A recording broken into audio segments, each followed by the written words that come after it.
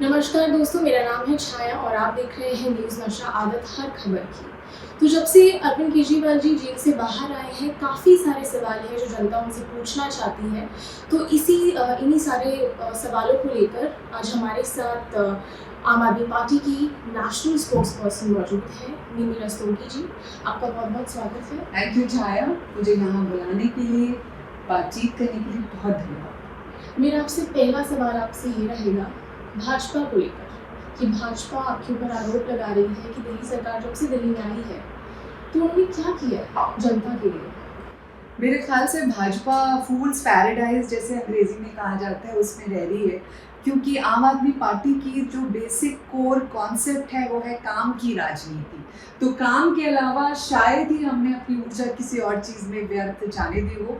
हालांकि कोशिश तो उन्होंने बहुत की है, लेकिन हमारा मेन मुद्दा ये है कि एक आम इंसान की ज़िंदगी में बेटर लिविंग, बेटर वेजेस, उसके लिए बेटर स्वास्थ्य, शिक्षा, इस तरह के सिलसिले किए जाए। और पिछले कई सालों की कुव्यवस्था के बाद हमको काफ़ी टाइम लग गया एट पार आने में, बट मुझे नहीं लगता दिल्ली सरकार में आम आदमी पार्टी ने जितना काम किया है या पंजाब में आम आदमी पार्टी ने जितना काम किया है उससे ज़्यादा किसी भी राज्य में इतने कम टाइम में हो पाया हो। मेरा आपसे अगला सवाल रहेगा कि जिस तरीके से भाजपा ज़ोरों शोरों से निशाना साधती रहती है, तो उन्होंने कहा कि सिर्फ आम आदमी पार्टी दिखावा करती है और उन्होंने किया क्या है, सिर्फ दिखावा करना उनकी राजनीति है।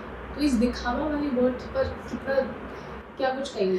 चाया, बहुत अच्छा सवाल है। मैं चाह रही थी कि कोई हमसे डेटा सेंट्रिक सवाल पूछे ताकि हम फैक्ट्स के साथ बता सकें। तो शुरुआत करते हैं स्कूलों से। आप सब जानते हैं स्कूलों का कायाकल्प और जो स्कूलों एजुकेशन से रिलेटेड जो राजनीति है जिसके बारे में बात शुरू हुई है वो आम आदमी पार्टी ने किया है। स्वास्थ्य की बात करें तो मोहल्ला क्लिनिक एक ऐसा कॉन्सेप्ट है which is like a trail blazer. आप सोचिए दिल्ली में 533 मोहल्ला क्लिनिक्स हैं जिसमें 450 दवाइयाँ फ्री मिलती है। सारे high end test, low end test सब फ्री होते हैं।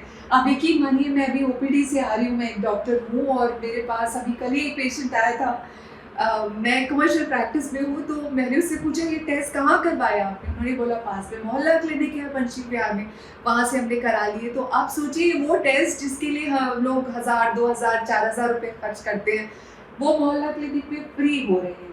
इसके अलावा अगर मैं बात करूँ इंफ्रास्ट्रक्चर की, तो दिल्ली में समझ लीजिए 6500 किलोमीटर की गुड क्वालिटी यूरोपियन स्टाइल सड़कों का निर्माण आम आदमी पार्टी ने किया है। दिल्ली में बहुत सारे फ्लाईओवर्स का निर्माण किया है। दिल्ली में 1600-1700 कॉलोनीज, जो कच्ची कॉलोनीज थी, जो वाटर पाइपलाइन ही नहीं थी। आप सोचिए आप रह रहे हैं और आपके पास ना सीवर है ना आपके पास पानी की व्यवस्था है। वो पाइपलाइन बिछाने का काम दिल्ली में आम आदमी पार्टी ने किया है। इसके अलावा आप स्टार्ट कीजिए, ऑफकोर्स यमुना की स्वच्छता के लिए भी दिल्ली सरकार ऑनगोइंग पूरे साल ये काम करती रहती है। इसके साथ साथ आप अगर लास्ट माइल कनेक्टिविटी की बात करें तो देखिए दिल्ली में बस का फ्लीट बड़ा है, सब जानते हैं। 6500 से ज़्यादा बसेस हैं जिसमें ज़्यादातर नो पोल्यूशन और ज़ीरो पोल्यूशन वाली बसेस हैं। अब तो ये हाल है कि लास्ट माइल कनेक्टिविटी के लिए जो मोहल्ला बसेस हैं वो भी स्टार्ट हो गई है। तो ट्रांसपोर्ट में दिल्ली ने बहुत काम किया है। सबसे बड़ी जो मैं एज अ वुमन कह सकती हूँ कि दिल्ली सरकार ने महिलाओं के लिए जो फ्री बस की ट्रैवल की व्यवस्था की है उससे फार रीचिंग कॉन्सिक्वेंसेस हैं। मतलब आप ये सोचिए कि कोई महिला जो घर से बाहर निकलते हुए डरती थी और सोचती थी अगर मैं काम करने जाऊंगी तो मेरा तो खर्चा ज़्यादा हो जाएगा, तनख्वाह तो कुछ मिलेगी नहीं, कमाई कुछ नहीं होगी, उसके लिए अभी इतना बड़ा इम्पेटस है कि वो भी बाहर निकल रही हैं, काम कर रही हैं और धीरे धीरे दिल्ली की जो उनकी जो आर्थिक स्थिति है वो सुधर रही है। और दिल्ली सबसे ज़्यादा हाईएस्ट पर कैपिटा इनकम वाला शहर है। मुझे बहुत खुशी हो रही है बताते हुए कि नेशनल एवरेज से 4 गुना ज़्यादा दिल्ली वालों की आय है। दिल्ली वाले सबसे ज़्यादा टैक्स देते हैं, इन्फ्लेशन दिल्ली में कम है।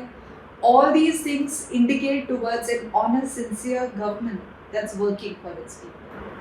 आपने फ्रीबीज की बात की, तो मैं फ्रीबीज पे भी आना चाहूँगी जिसको आजकल रेवड़ी कल्चर बोल दिया गया है।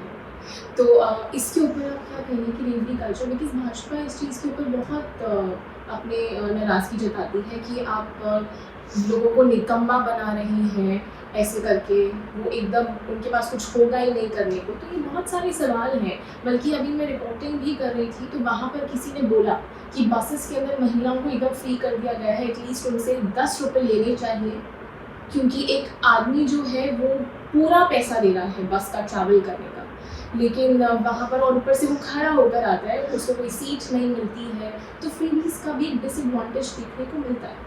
देखिए, जब भाजपा के पास लॉजिक खत्म हो जाता है तो वो रबिश बोलना शुरू कर देते हैं। हमारी सारी स्कीम वेल रिसर्च होती है, वेल थॉट आउट होती है और long term consequences and long term effects के बाद ही स्टडी करने के बाद हम उन्हें इम्प्लीमेंट करते हैं। अब आप बोलते हैं फ्रीबीज, देखिए आम आदमी के ऊपर इतना बड़ा जो खर्चा है वो पहले प्राइवेट स्कूल की फीस का था। स्वास्थ्य में अगर कोई स्वास्थ्य समस्या हो जाती थी तो ज़्यादातर बजट घरों का बिगड़ जाता था, लोगों की प्रॉपर्टीज बिक जाती थी। तो अगर आप इसे रेवड़ी कहना चाहते हैं आप कहिए, आप इसको फ्रीबीज कहना चाहते हैं फ्रीबीज कहिए। दिल्ली सरकार का काम है 8,000 करोड़ रुपए जो कि हमारी पॉकेट में नहीं जाते, हम किसी तरह से वेस्ट नहीं करते, हम उनसे कुछ लोगों की थोड़ी सी मदद करते हैं, उनका हाथ पकड़ के उनको आगे मेन मुख्य धारा में लाने की कोशिश करते हैं ताकि उनकी लिविंग कंडीशंस बेहतर बन सके, उनके बच्चे अच्छी शिक्षा प्राप्त कर सके, उनका स्वास्थ्य अच्छा हो सके। क्योंकि सारे इकोनॉमिस्ट ये कहते हैं unless you are educated, unless you are healthy, आपका राज्य, आपका शहर, आपका देश आगे नहीं बढ़ सकता। सो हमारी बात भाजपा को समझ नहीं आएगी क्योंकि ये गूढ़ है, ये लॉन्ग टर्म है, ये वेल रिसर्च्ड है। अब मैं जल भराव पर आना चाहूँगी। जिस तरीके से दिल्ली के बहुत सारे ऐसे इलाके हैं जहाँ पर बहुत गंदी तरीके से पानी भर गया था और वहाँ पर बीजेपी के national spokesperson Shehzad Poonawalla हैं, आप ज़रूर जानते होंगे। तो उन्होंने वहाँ के वीडियोस बाकायदा बनाए और अपने अकाउंट पर उन्होंने डाले, पोस्ट करे, ये दिखाते हुए कि जो केजरीवाल ने कहा था कि हम दिल्ली सरकार को लंदन बना देंगे, तो अब देखिए लंदन बना दिया और सारे रिवर्स हैं।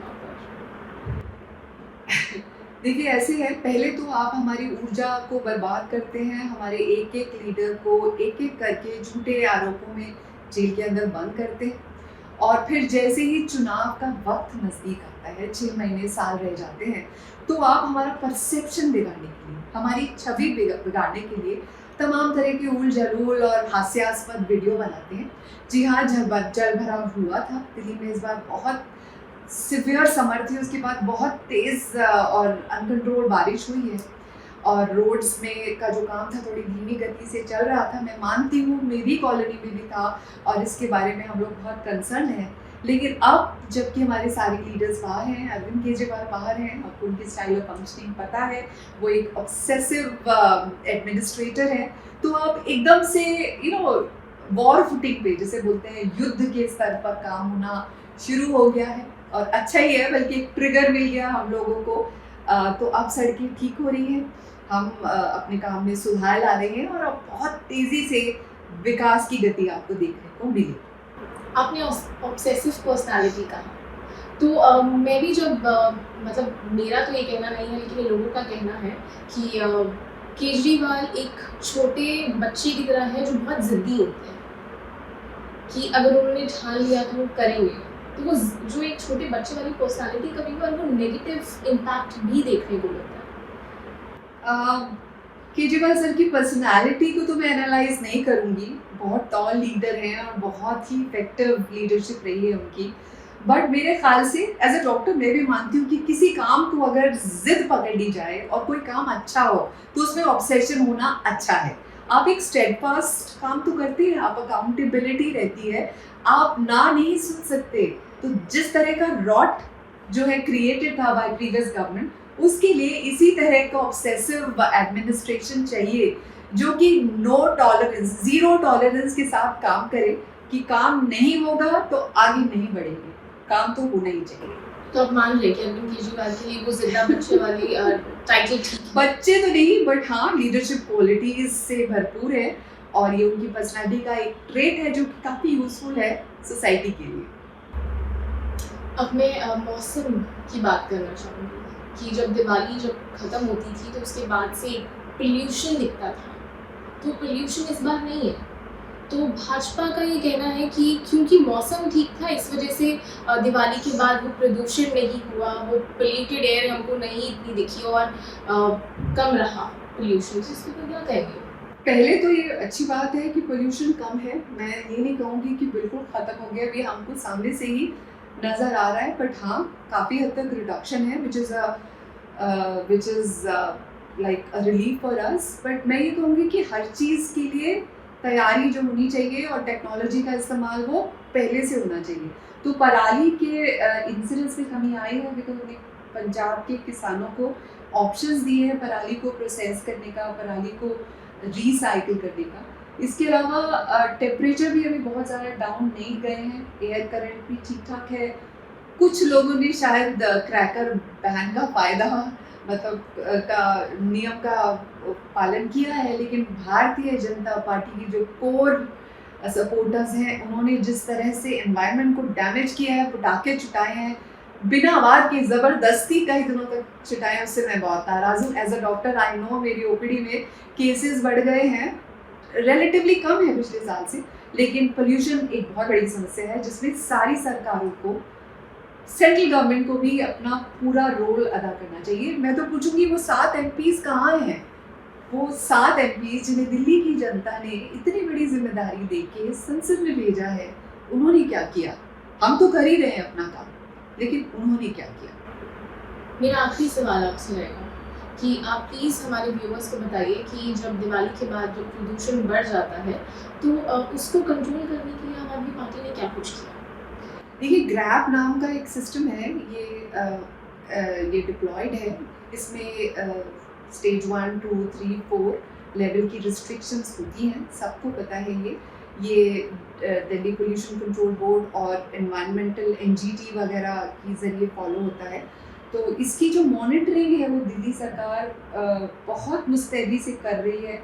जैसे कंस्ट्रक्शन एक्टिविटी पर रोक लगाना है, या जो लोग आग जलाते हैं, अभी तो इतना ठंड नहीं पड़ी है, बट जो आग जलाते हैं लोग, उनके लिए ऑल्टरनेट हीटिंग सिस्टम की जो ज़रूरत है।